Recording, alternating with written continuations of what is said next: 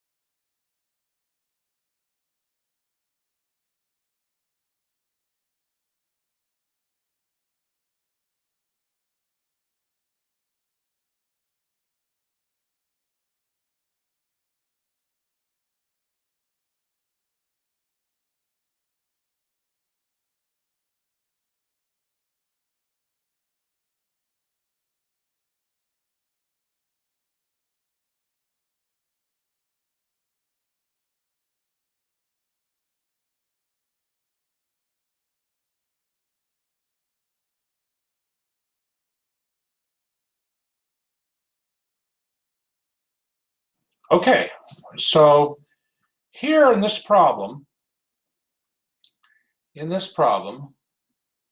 we want to find parametric equations for the line that passes through this point, 510, but that is perpendicular to this plane.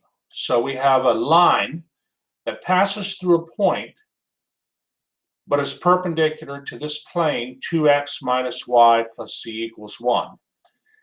And then we ask, at what point does the line intersect the coordinate planes?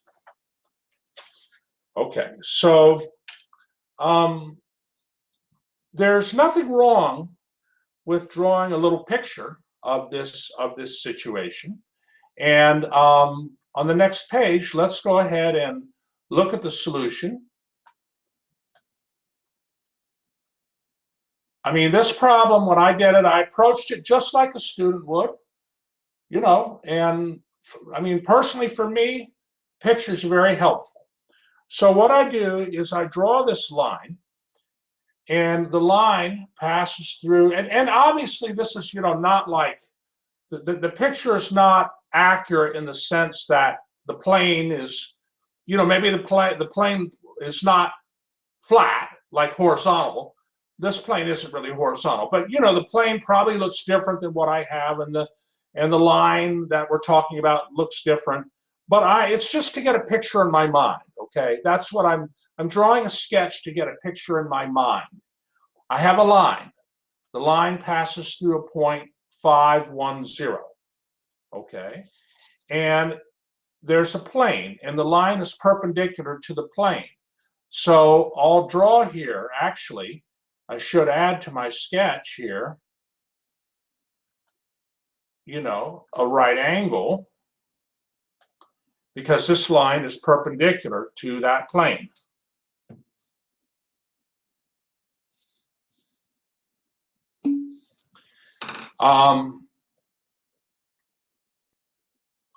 Yeah, well, you know, I just am just drawing a sketch, you know, Eric, so that, you know, so that it helps me sort out the problem, what I need to do.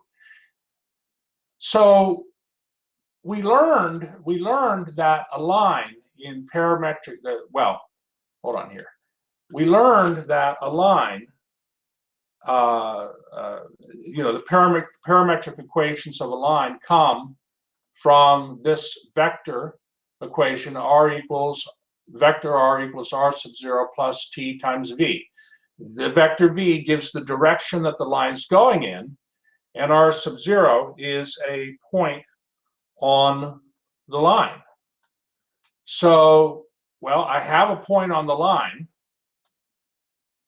I have a point on the line, 510. And we're saying that the line has to go in the direction of 2, -1, 1. It has to go in that direction. That the line is parallel to that vector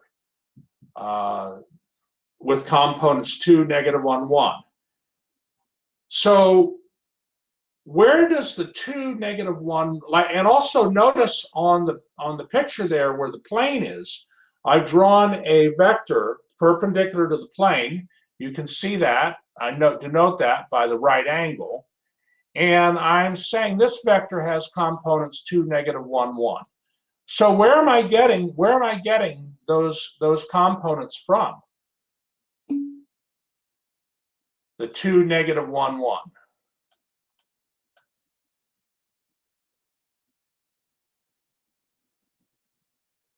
Okay, where do we get those from?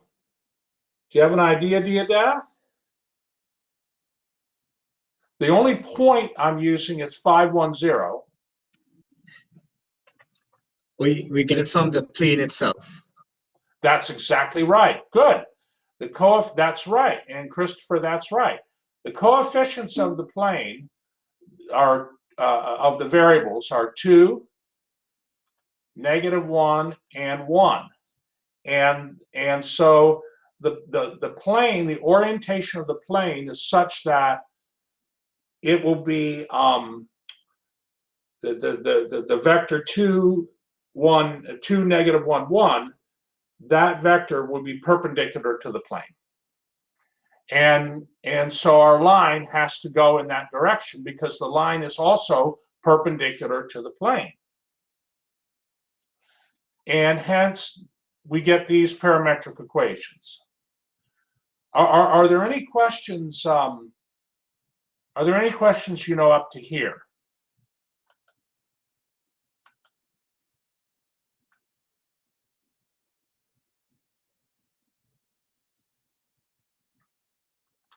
Okay. Let me ask you this. So these are my parametric equations for the line. Could this other set of parametric equations here, x equals 5 plus 4t, y equals 1 minus 2t, and z equals 2t, could that also be parametric equations of the line? That's right. Good. Good. Good, Deodath, Ryan, Eric, Derek. Very good. Excellent. Because the direction numbers, which are 4, -2, and 2, are multiples, all the same multiple of the direction numbers 2, -1, and 1 in the other form of the other parametric equations. So yeah, just so you know. Now what happens at WebAssign is sometimes they'll give you one of the parametric equations, and then that kind of forces you to, write down that kind of limits, that then restricts the other two equations.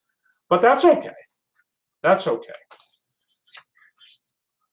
Okay, now what we have to do is we have to determine where this line intersects the coordinate planes. So I'm gonna use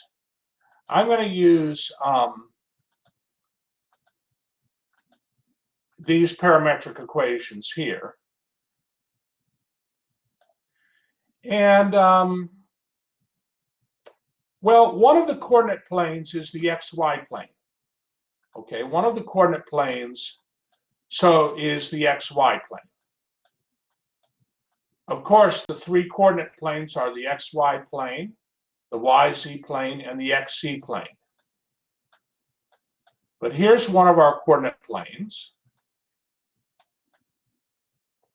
What equation would describe the xy plane? I mean, we've got to really work with an equation, right? Every plane has an equation.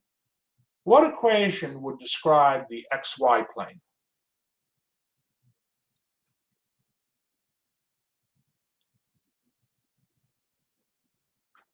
Can you think about what that equation would be?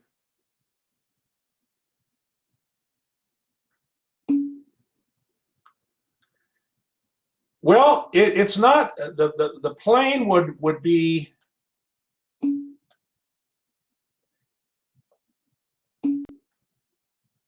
well, let me ask you this. All right, I'm going to write down three equations, okay? I'm going to write x equals 0. I'm going to write y equals 0. And I'm going to write z equals 0. One of these equations is an equation for the xy plane. Two of them are not. Which one is the one? Yeah, it has to be the third one. So for the xy plane, we describe the xy plane with the equation z equals 0. Good. Because what's true about points in the xy plane? X and y, the coordinates could be any coordinates, but z is always equal to 0. That's right, z always equals 0. Now, are there any questions on that? Let me ask you this: what would the what would the equation be for the yz plane? What would the equation be for the yz plane? Good, Ryan. X equals 0. Good, Christian and Diadath. So all right, you got the idea. And you see what's going to happen here is this line, different points of the line, there are different points on the line. And every point on the line corresponds to some t value. If you give me a t value, I'll tell you a coordinate of a line. No, if you give me a t value, I'll tell you a point on the line. So essentially, as t varies, you're tracing out different points on the line. So for some value of t, the line has to pass through the xy plane. For some value of t, the line passes through, or the line is just touching the xy plane. And that would be t equals 0. That's right, Aaron. That's exactly right. So if we go to the next page, the line L intersects the xy plane for a value of t. We can call it time, but for a value of t that has to satisfy these three equations. The key equation, of course, is the last one, z equals 0. So that means that t has to be 0, and from there we can determine what x and y are. Let me give you a moment to copy that down. Make sure you're comfortable.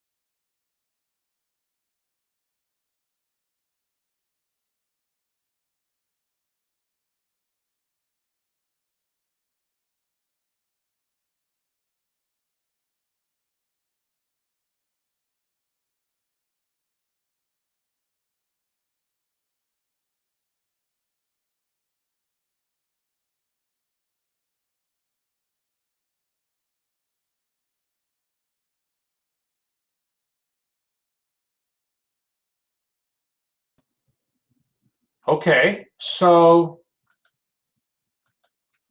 the line L has to intersect the plane at the point 5, 1, 0. Are there any questions on that?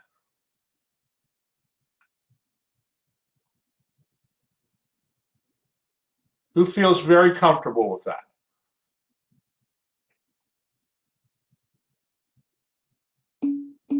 Okay, great. Well, then let's continue on. Wonderful. When does the line intersects? Let's talk about the YZ plane. The YZ plane has the equation x equals 0. So the line L will intersect the YZ plane when these equations hold true. And we got to find the value of t. Well, based on the first equation, t is going to equal -5/2. So, I mean, this first equation here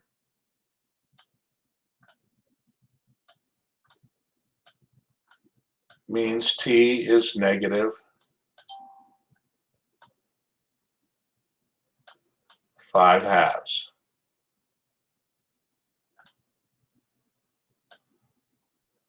In other words, for that time or that moment, I mean, maybe time isn't the right word, but I like to, for that value of t, as t varies, you trace out points on the line. So for that value of t, the line is passing through the YZ plane.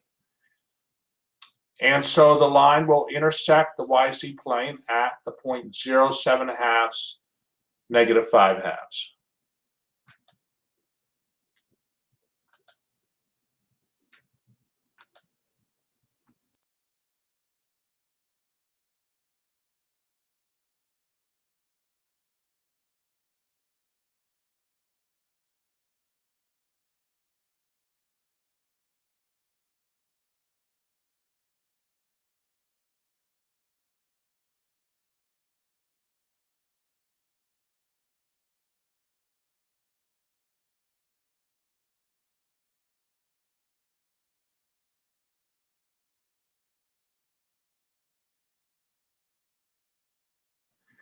And then finally, you can show that the line L intersects the YZ plane at 710. Okay, and of course, the YZ plane, what would the the XZ plane. You can show line L intersects the XZ plane at 701. What would the equation be for the XZ plane?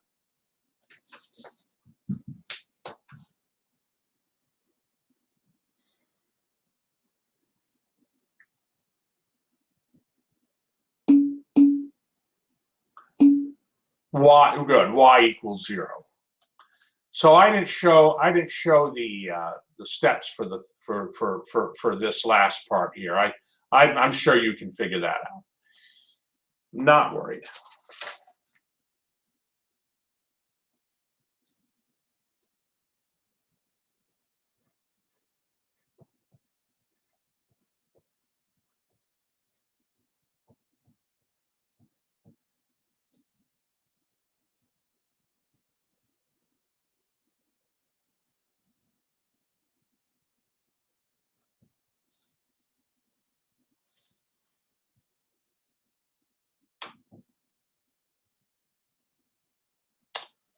All right.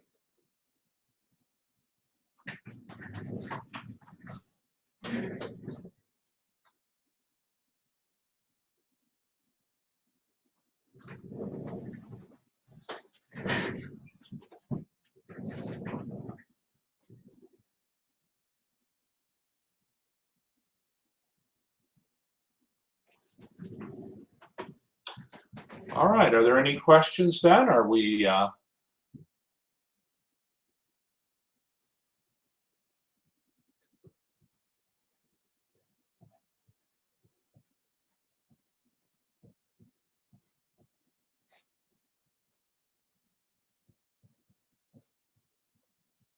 All right. Well, then let's move on to another problem.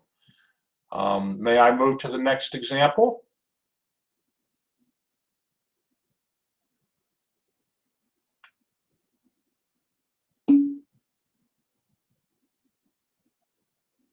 All right. All right. We're good. All right. Very good. Very good. Okay. This example, sorry I didn't have time to type it up, but that's okay, you know. All right, let me give you a moment to copy this example down.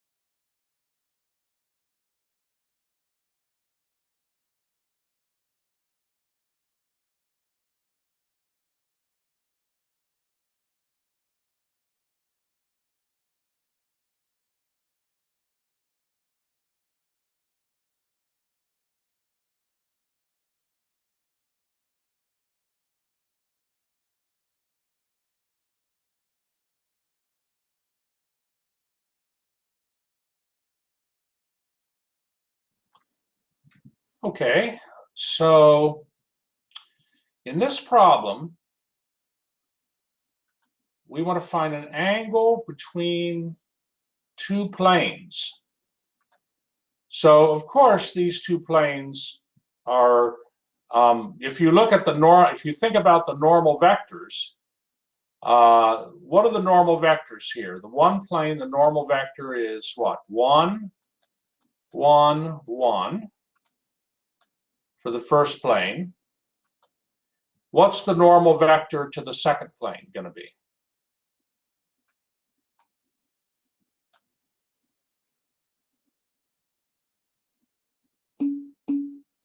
Good, 1, -2, and 3.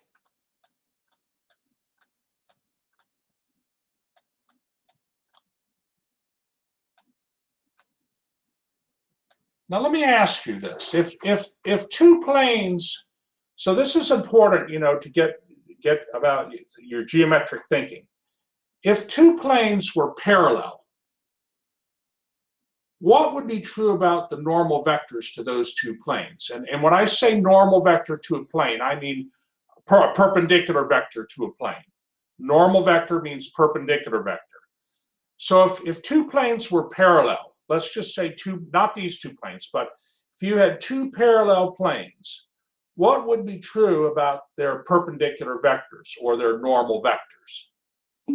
The normal vectors would be parallel as well. That's right, Ryan. The normal vectors would be parallel as well. Well, are these normal vectors parallel? Is the vector 1, 1, 1 and 1, -2, 3 parallel? No. So what's that tell us definitely about these two planes? These two planes have to intersect. That's right. They have to intersect. So it makes sense to say, find symmetric equations for the line of intersection for these two planes. It makes sense. Okay, so what I'm going to do is to help understand this problem. It helps to, as always, to draw a sketch. But drawing two intersecting planes is kind of difficult to do. Okay, but so what I did was I pulled a figure out of the book that actually is quite easy to draw. So let's go to the solution. And here's a figure that I got from the book. I mean, again, you know, is this figure exactly accurate for our two planes? No, it's not. Our two planes are oriented differently than the two planes that you see in the figure. And actually, what we're doing here is we're working through example 7 in the textbook, and they actually show a figure 10 with those two planes. So our figure here is you know, the two planes, our two intersecting planes, don't look like those planes. One is not, but what I'm trying to say is, just drawing a sketch of two intersecting planes gives us an idea of how to approach this problem, because here you have two planes that intersect. And the angle between the two planes, you can see the angle between the two planes here is theta. And this would be an easy sketch for you to draw also.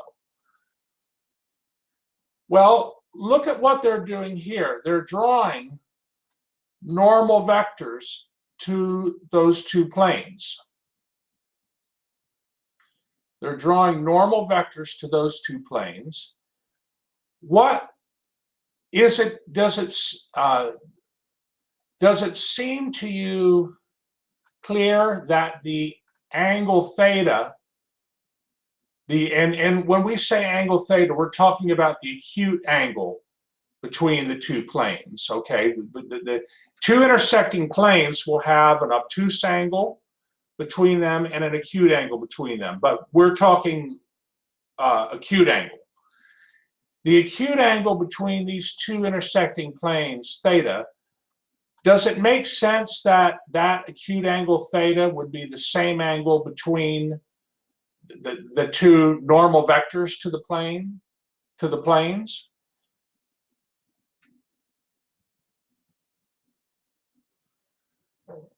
In other words, I'm saying, does it, like they have here a normal vector, a normal one vector to one plane, and another normal vector. Well, they have a perpendicular vector n1 that's perpendicular to the first plane, to one of the one plane, and then they have another vector n2 that's perpendicular to the other plane, and they've drawn an angle theta here.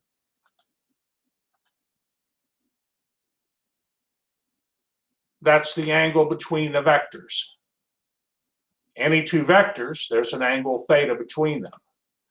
Is it clear that that angle theta between the two vectors is the same angle theta between the two planes? Does that make sense? Okay, good, good. A lot of people are comfortable. Robin, Brian, Diodath, and Brian are comfortable. Is anybody uncomfortable that the acute angle between the planes is the same angle between n1 and n2?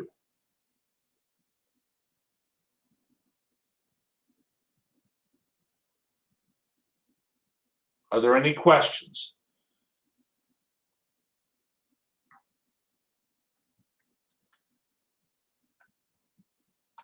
All right. Well, I'm going to add something too. We have to allow the possibility that this angle theta would be the same angle between n1 and n2, or it could be possibly between n1 and negative n2. Because the way they've drawn the planes, it just so happens that that those two normal vectors are going to yield an acute angle. But you could have two perpendicular vectors. You could have two perpendicular vectors to two planes where the angle is not acute, where the angle is greater than 90 degrees. So in that case, then, you know, the negative n2 would be the perpendicular vector such that negative n2 vector and the n1 vector would form an acute angle. I'm just, you know, letting you know that, because it's going to happen in the homework where you get two perpendicular vectors to the planes. You find angles between them. You find an angle. Sorry, you find the angle between them, and it's not not acute.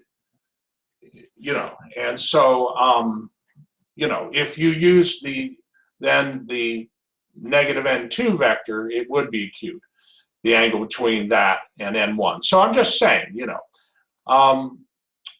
Also, does it make sense here? Well, let's continue. Let's continue. So, okay, we're going to use the dot product formula. The cosine of theta is equal to the quotient of the dot product of n1 and n2 over the magnitude of n1 and the magnitude of n2, and that's computed to be 2 over the square root of 42. Okay, and therefore theta is the arc cosine of 2 over the square root of 42, and theta will be approximately 72 degrees. And that is an acute angle.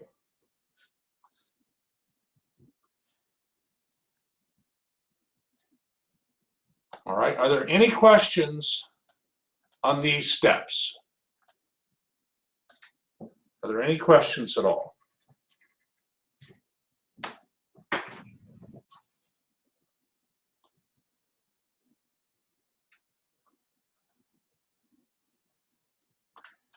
Little note here, if we were to get an angle larger than 90 degrees, we should just subtract that angle from 180 degrees to get the acute angle theta.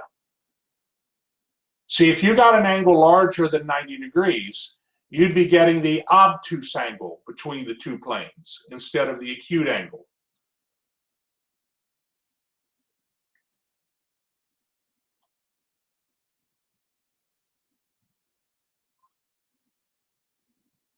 I mean, any two planes, if you look at them, I mean, you know, look at them like from the edge there, you have an acute angle and you have an obtuse angle, right? So, all right. Are we ready to proceed on to the next part of the question?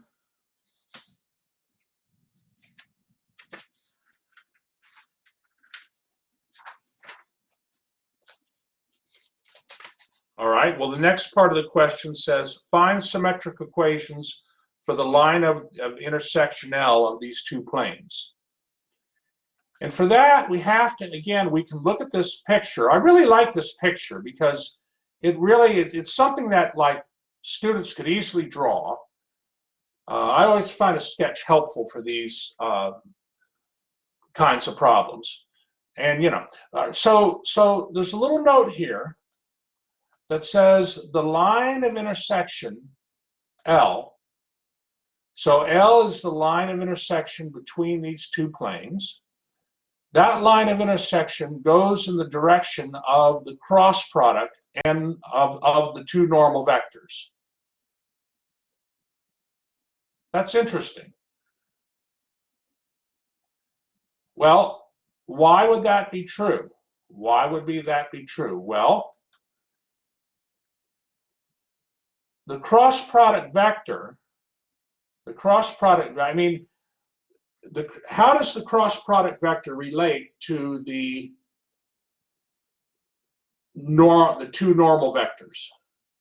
Think about the plane that the two normal vectors n1 and n2 lie in. What's true about the cross product vector n1 cross n2?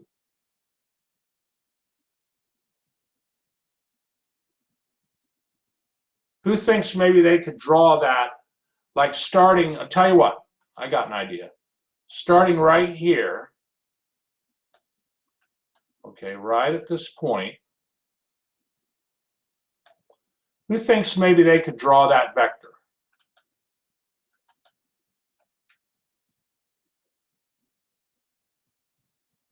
The cross product vector of n1 and n2.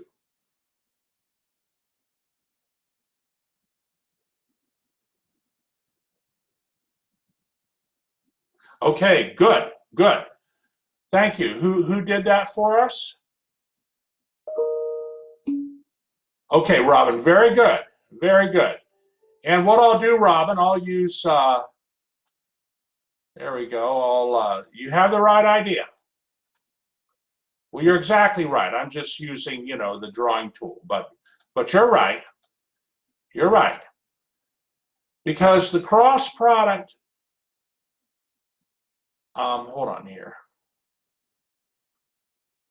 I just don't want the picture to get too muddled up. Hold on. So much to learn with this thing. Robin has the right idea. The cross product vector, hold on here. This is your cross product vector. The cross product vector, n1 cross n2, is perpendicular to the plane that contains those two normal vectors. So the cross product vector has to be going in the same direction as your line of intersection. I mean, look here at your line of intersection. Look at, you know, look at the line here and look at your cross product vector there. Aren't they going in the same direction?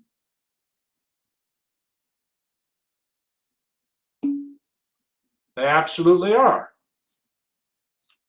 So that's the key then to answering the second part of the question. May I move to that solution? Or is anybody, you know, I mean, is anybody like drawing anything here, or is everybody good?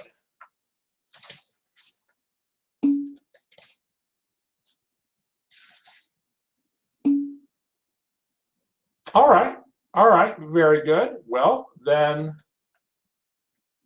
I'm going to call the cross product vector vector v. And naturally, I'm going to find what vector v is using the determinant approach to finding a cross product. So let me give you a moment to copy this down. I think we've gone over how this approach works, but if you have any questions, please ask.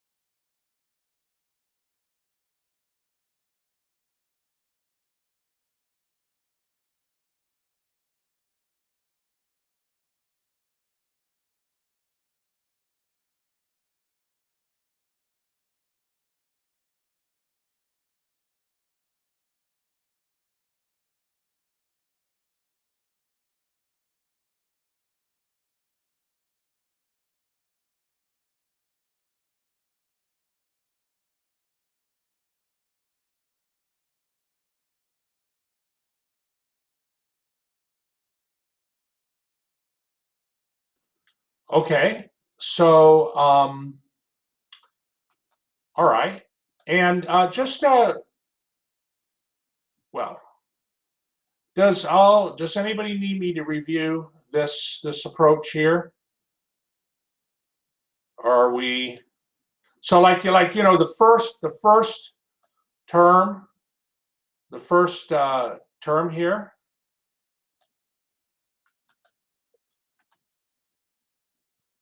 comes by blocking off the first column and the first row that the I is in, and you're left with 1, 1, negative 2, 3. The second term here, the second term comes by blocking out the first row and the second column, and you have 1, 1, 1, 3. And there's always a minus in front of the second term. And then finally, the last term comes by blocking out the first row and the last column here, and you have 1, 1, 1, negative 2. So, okay, it'll be in the recording if, all right, so now, great. Well, we know the direction the line goes in. What do we need now, in addition to the direction that the line goes in? What do we need to know about the line? We need another piece of information to uniquely determine the line.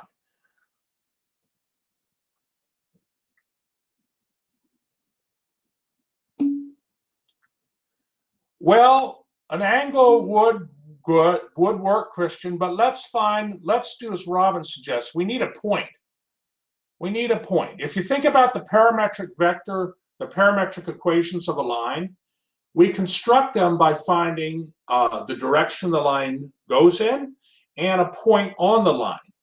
So let's find, we still would need, even if we need to find a point. Okay, so how are we going to do this? Well, the line has a lot of points on it, an infinite number of points. And here's a suggestion. Let's make our life easy, okay? The line at some point is going to pass through the XY plane, correct? You know, that's a yes. That's a yes. That's correct. Because again, these planes are oblique, you know, so the line's going to be going at some angle, right? So at some point, the line has to pass through the XY plane. All I need is 1 point. Let me find 1 point on the line. Okay, let's try this. At some point, the line's going to at some point pass through the XY plane. Can we find that point? Sure. If the line passes through the XY plane, we would set z equals 0. And then we can find x and y corresponding to z equals 0.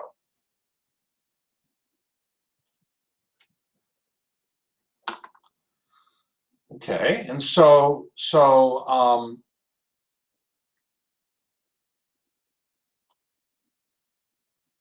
I'll move to the next page then when you're ready. Let me know if you have any questions.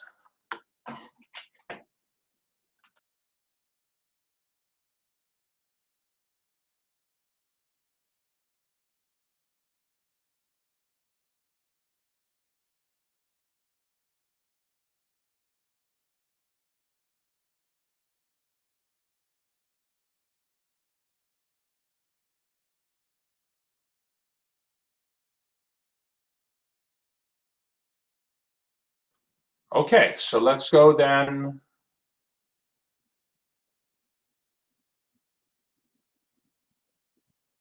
Let's move to the next page. Everybody's ready, okay? I want to make sure I'm going at the right pace, you know.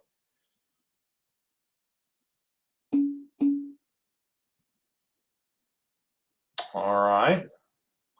Theodath's ready. Nama's ready. Or Francesca, I should say. Ryan, all right. Let's go to the next page. So with z equals 0, okay, I substitute z equals 0 into both planes, the equations. And by doing that, I get a system of equations with just 2 variables. Well, I can solve that. So, of course, a system of equations, I can use the substitution method or the addition-subtraction method. I'm going to use addition-subtraction method. I'm going to subtract the second equation here from the first equation. And that's going to get me 3y equals 0 or y equals 0, and then x equals 1. And so that determines that the point 1, 0, 0 lies on this line of intersection.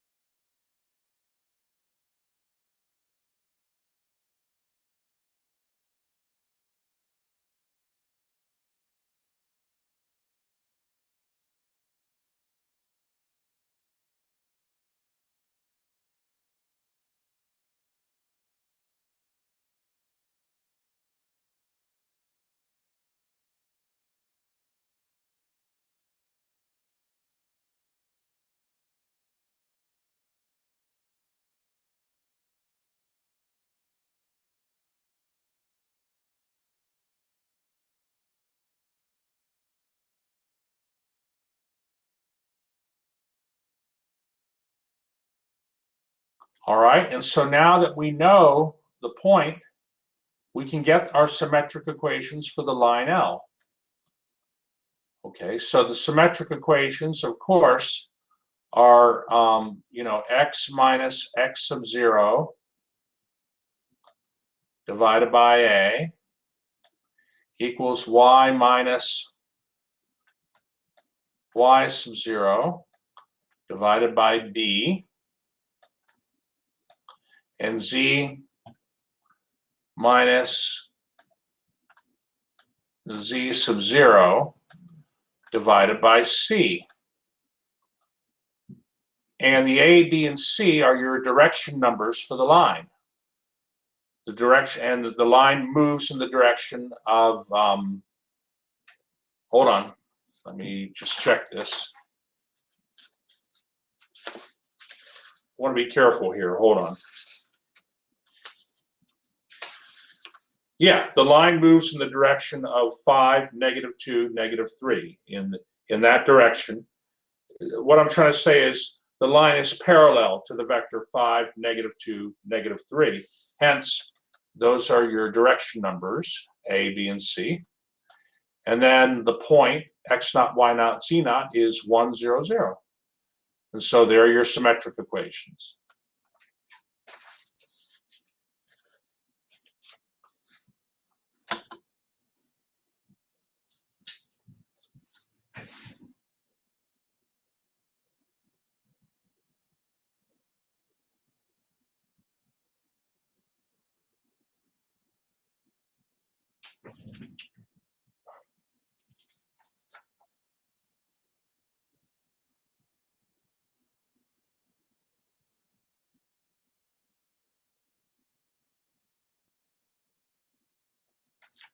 Okay.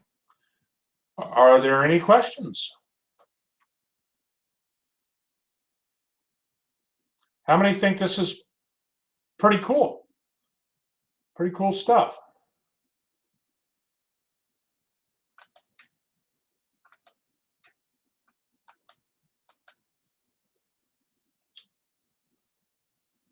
Not getting a lot of positive responses.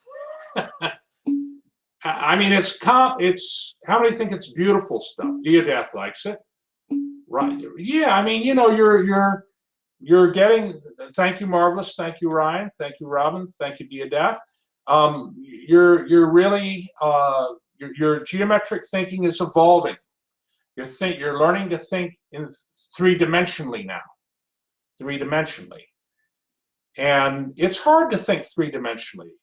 But we have to think, we have to be able to do calculus in 3 dimensions because, you know, planes don't fly in 2-dimensional space. They fly in 3-dimensional space, for example, you know. And all right, so what I want to do, I'm going to bring up the ebook. Let me see here. Let me bring it up. I want to look at an example 8 in the textbook. Example 8. So the book has a lot of good examples, and I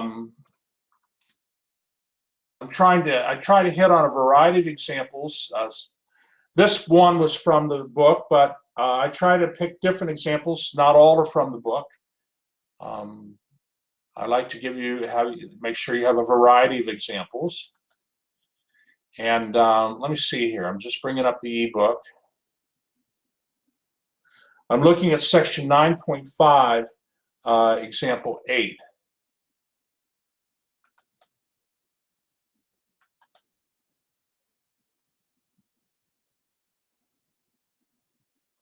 says here you can download the free Cengage mobile app to get Cengage ebooks without Wi-Fi wherever you are learning for the iPhone or Android. Okay, that's nice. Nice to know. Just out of curiosity, are you able to do WebAssign? I mean, I know you normally do your WebAssign homework on your computer, but how many maybe have been able to do it like on their iPhones or Android phones? I'm thinking maybe that's possible now, but I don't know. Is that so? Marvelous. Have you done it on your? Is it an iPhone or Android phone that you have? An Android. Okay. And all right. And Ryan has as well. Has all right. So Ryan and Marvelous have been able to submit answers on their Android phones. Has anybody submitted answers in WebAssign on their iPhones? Do we have any iPhone people here? I have an Android, but has anybody tried WebAssign on their iPhone?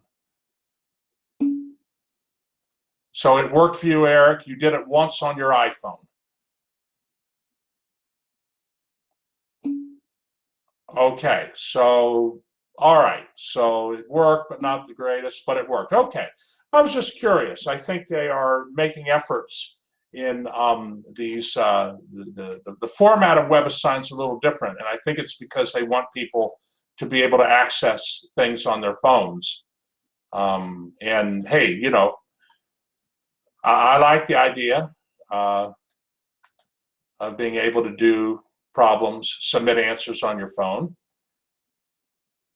Maybe you're, you know, someday if you're, you know, riding the bus, of course, you know, that maybe in the future, you know, you can submit homework. All right, so it's kind of cool. At any rate, let me go ahead here and bring up example 8.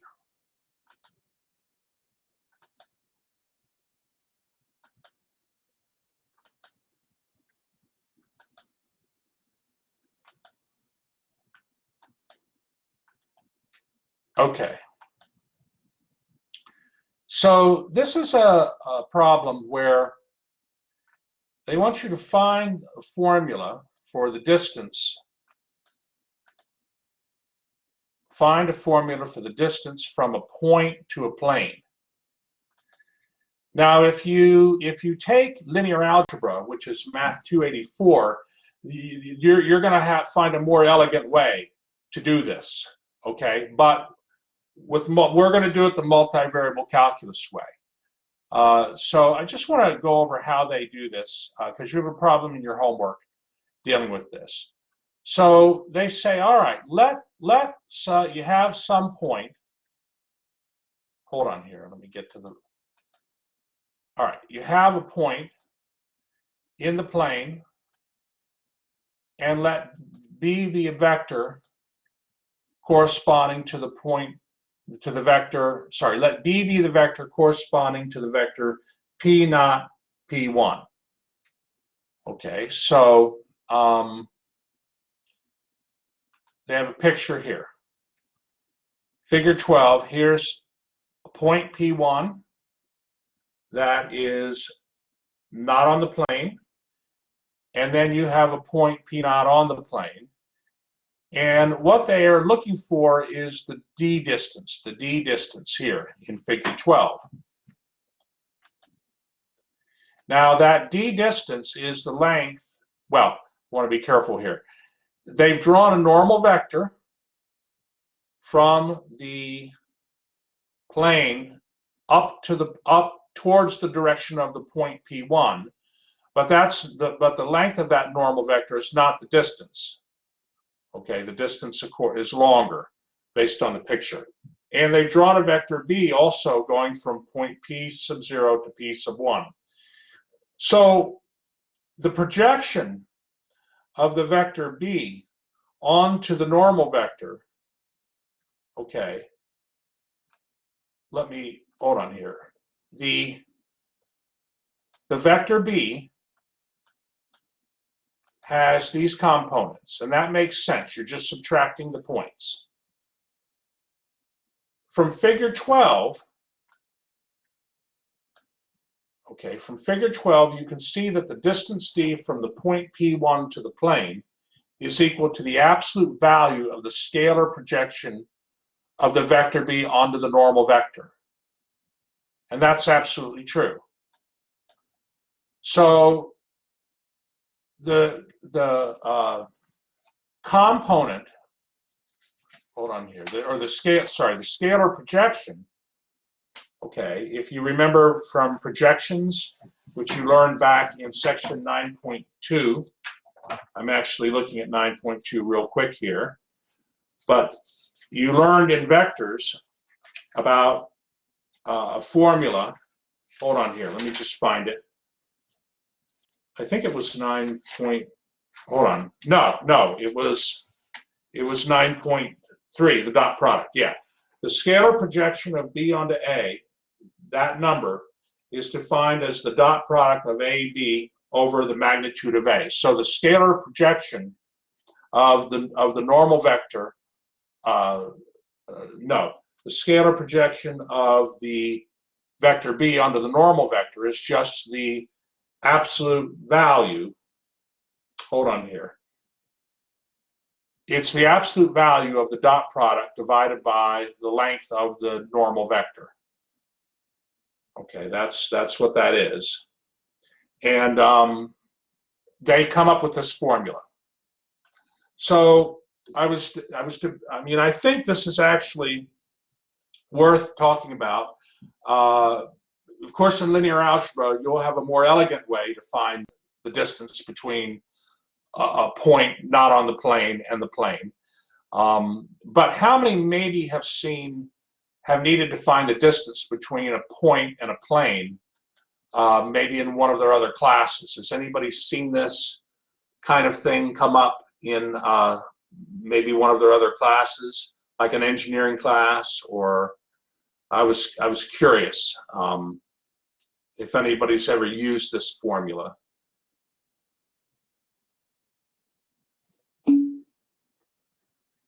Eric thinks maybe a while back he might have used it. Okay. All right. Well, at least you know, you know the formula. And all right. Are there any questions on that? Could you scroll up so I write down what B is defined as? Yes, Ryan. And this is in your ebook. This is in your ebook. It's example 8 from your ebook.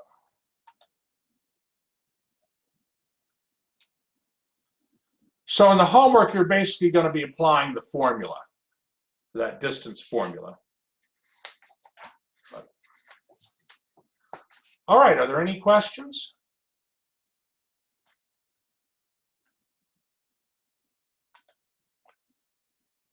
All right, let me stop the recording.